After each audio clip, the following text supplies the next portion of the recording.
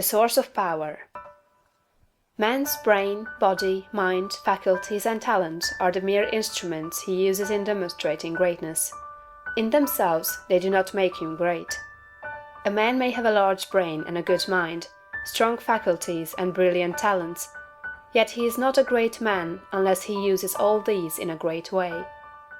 That quality which enables man to use his abilities in a great way makes him great, and to that quality we give the name of wisdom. Wisdom is the essential basis of greatness. Wisdom is the power to perceive the best ends to aim at, and the best means for reaching those ends. It is the power to perceive the right thing to do. The man who is wise enough to know the right thing to do, who is good enough to wish to do only the right thing, and who is able and strong enough to do the right thing, is a truly great man. He will instantly become marked as a personality of power in any community, and man will delight to do him honor. Wisdom is dependent upon knowledge. Where there is complete ignorance, there can be no wisdom, no knowledge of the right thing to do. Man's knowledge is comparatively limited, and so his wisdom must be small, unless he can connect his mind with knowledge greater than his own and draw from it, by inspiration, the wisdom that his own limitations deny him. This he can do. This is what the really great men and women have done. Man's knowledge is limited and uncertain. Therefore he cannot have wisdom in himself. Only God knows all truth. Therefore only God can have real wisdom, or the right thing to do at all times, and man can receive wisdom from God.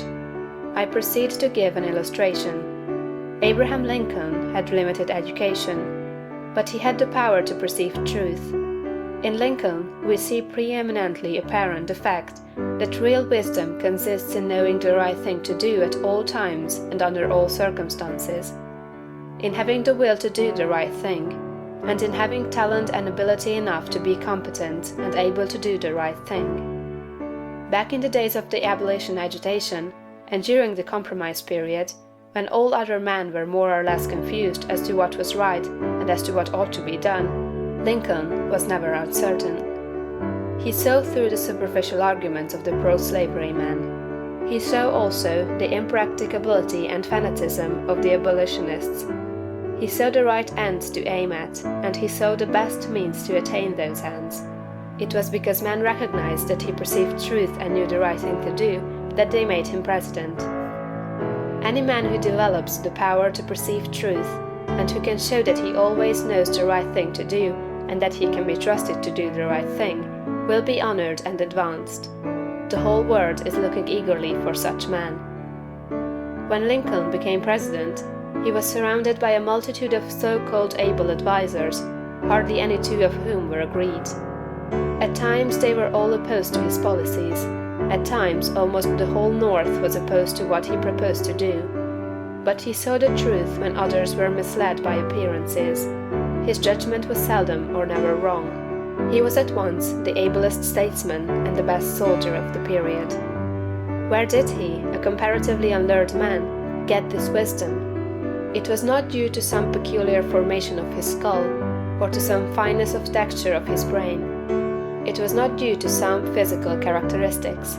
It was not even a quality of mind due to superior reasoning power. Processes of reason do not often reach knowledge of truth. It was due to a spiritual insight. He perceived truth, but where did he perceive it, and whence did the perception come? We see something similar in Washington, whose faith and courage, due to his perception of truth, held the colonies together during the long and often apparently hopeless struggle of the Revolution. We see something of the same thing in the phenomenal genius of Napoleon, who always knew, in military matters, the best means to adopt. We see that the greatness of Napoleon was in nature rather than in Napoleon, and we discover back of Washington and Lincoln something greater than either Washington or Lincoln. We see the same thing in all great men and women. They perceive truth, but truth cannot be perceived until it exists, and there can be no truth until there is a mind to perceive it. Truth does not exist apart from mind. Washington and Lincoln were in touch and communication with a mind that knew all knowledge and contained all truth. The same is true for all who manifest wisdom. Wisdom is obtained by reading the mind of God.